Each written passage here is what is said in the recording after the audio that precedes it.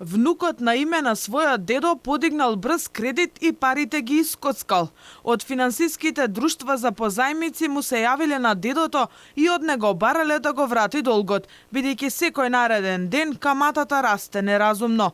Ова е само еден пример за злоупотребите на лични податоци кои се прават во Македонија со цел добивање брза пара.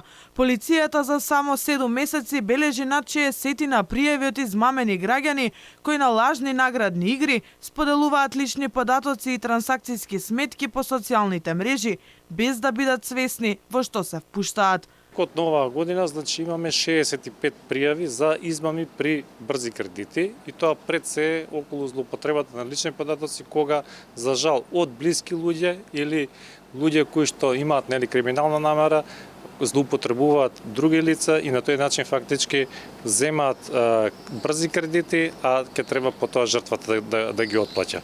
Значи, не смееме преку социјални мрежи да споделуваме ниту лични карти. Има оние фейк наградни игри кои што фактички целта им е да ви ги земат лични податоци. Лани пак евидентирани се 43 случаи на измами со брзи кредити.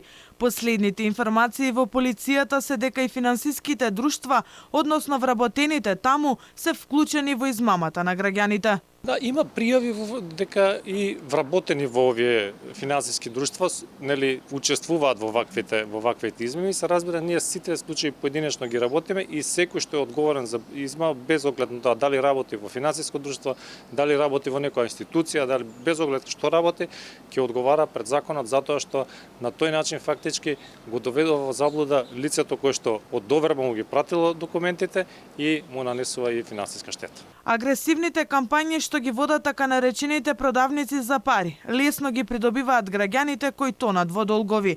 За ова реагираше и народниот правобранител кој посочи дека граѓаните воопшто не се информирани и не знаат за опасностите што им се закануваат. Министерството за финансии пак самото се трга настрана од измамите, иако законот за контрола е токму во негова надлежност. Позади рекламата брза исплата и рати без камати се кријат трошоци кои би можеле да достигнат и до 50% од износот на кредитот. Едноставното онлайн одобрување на заеми е причина за многу од граѓаните свесно да заглават финансиски.